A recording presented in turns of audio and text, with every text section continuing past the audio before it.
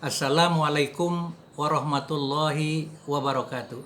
Saya Haji Asli Munik, BE, SPD, MM, adalah sebagai Wakil Ketua Umum DPP Bara Umat dan juga sebagai Ketua Direktorat Pendidikan dan Pelatihan.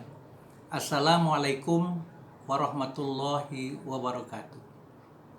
Sahabat-sahabatku yang dimuliakan Allah, saya ingin menyampaikan beberapa ayat yang berkolerasi dengan pembinaan potensi sumber daya manusia.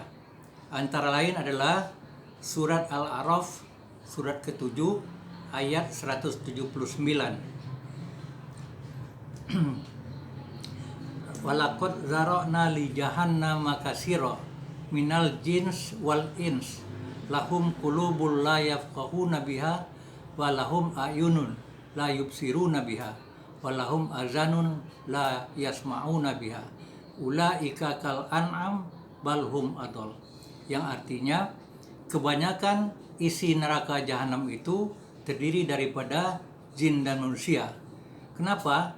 Mereka punya mata tetapi tidak digunakan untuk melihat tanda-tanda kebesaran Allah.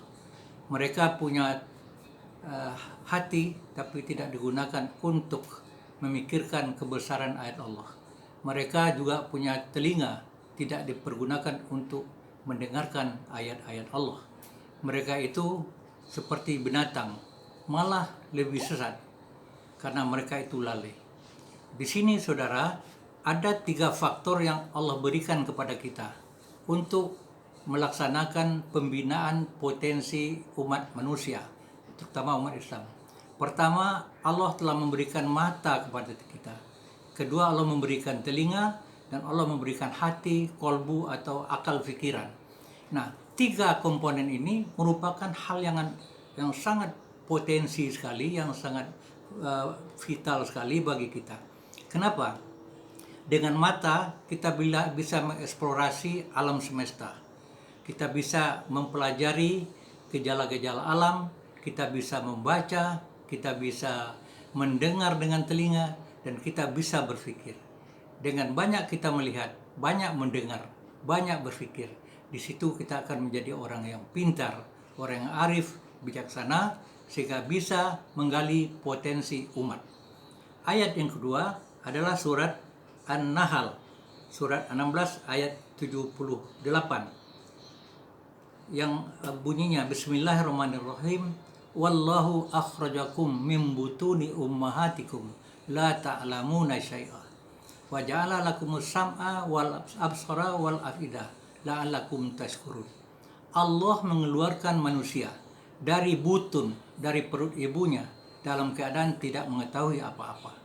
Tapi Allah memberikan kepada kita sam'a, basara, pendengaran, penglihatan, ya. Kemudian afidah, akal pikiran. Untuk apa 3 komponen ini diciptakan? La'allakum tashkurun, agar kamu bersyukur. Apa itu arti bersyukur? Kita memanfaatkan 3 komponen tadi untuk kemaslahatan umat manusia dalam berangka beribadah kepada Allah. Itulah pengertian bersyukur. Jadi kita tidak menyia-nyiakan mata, jangan dilihat kepada hal-hal yang maksiat, telinga jangan digunakan untuk mendengar hal-hal yang tidak diridhoi Allah, akal pikiran juga jangan digunakan untuk hal-hal yang negatif. Oleh karena itulah kita harus bersyukur. Itulah sahabat-sahabat sekalian, gunakan mata, gunakan telinga, gunakan akal pikiran. Akal pikiran itulah yang membedakan kita dengan binatang. Oleh karena itu, sebagai pelopor, sebagai anggota bara umat, tidak ada yang boleh disia-siakan di antara 3 komponen tadi. Ya, demikian, mudah-mudahan ini bisa menjadi pemicu bagi kita. Kita bekerja atas dasar ayat, ya, dan kita aplikasikan. Karena Allah mengatakan, kabura maqtan indallahi an taqulu ma la taf'alun. Allah sangat benci dengan orang ilmunya banyak, pengetahuannya tinggi, tapi tidak dilaksanakan apa yang diketahui. Kabura maqtan, Allah sangat benci. Ini yang perlu kita pahami. marilah kita mulai selangkah demi selangkah, setapak demi setapak untuk menggapai cita-cita besar dari para umat. Sesuai dengan bidang saya, pendidikan dan pelatihan itu ditujukan adalah untuk membangun jaringan ekonomi umat, untuk memberdayakan umat. Karena Allah mengatakan di dalam Al-Quran, innallaha la yughayyiru ma biqaumin hatta yughayyiru ma bi anfusihim. Sesungguhnya Allah tidak akan merubah nasib suatu kaum. Dalam hal ini tentu umat Islam, kecuali kaum itu sendiri yang merubah nasibnya. Artinya umat Islam itu sendiri yang merubah nasibnya. Oleh karena itu, jangan kita banyak berharap kepada pihak luar, tetapi kita umat Islam harus merubah diri kita, harus merubah nasib kita, tentu dengan ilmu. Dengan ilmu, dengan keterampilan, dengan akhlak mulia, dan dengan pengalaman, insya Allah kita akan bisa memberdayakan umat. Tentu ini perlu organisasi yang bagus, ya, manajemen yang baik, perencanaan program yang matang, dan ini sifatnya harus sustainable, yaitu berkelanjutan, dan kita akan melakukannya secara terus-menerus tanpa henti-hentinya seumur hidup kita. Nah, oleh karena itulah kami sebagai pengurus Dewan Pimpinan Pusat Bara Umat mengajak masyarakat Indonesia untuk bergabung bersama kami di dalam rangka meningkatkan, memperbaiki kesejahteraan umat Islam. Hanya dengan ekonomi yang mantap kita akan kuat akidah kita, kita akan lancar ibadah kita. Karena salah satu hadis mengatakan kekufuran itu bisa disebabkan karena kemiskinan. Jadi kita kalau miskin itu dekat kepada kekufuran. Oleh karena itu umat Islam harus kaya. Tidak ada ayat mengatakan umat Islam itu harus meminta-minta. Tangan kanan lebih baik dari tangan kiri. Tangan atas lebih baik dari tangan bawah. Ini artinya apa? Umat Islam itu harus menguasai ekonomi.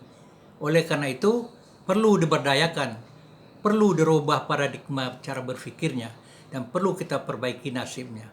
Oleh karena itu, kami tentu tidak akan mungkin bisa merubah seluruh umat Islam di Indonesia tanpa ada kerjasama dari seluruh komponen bangsa. Oleh karena itu, kami mengajak kepada seluruh umat Islam, seluruh komponen bangsa untuk bersama-sama kami merencanakan, kemudian melaksanakan program pemberdayaan umat.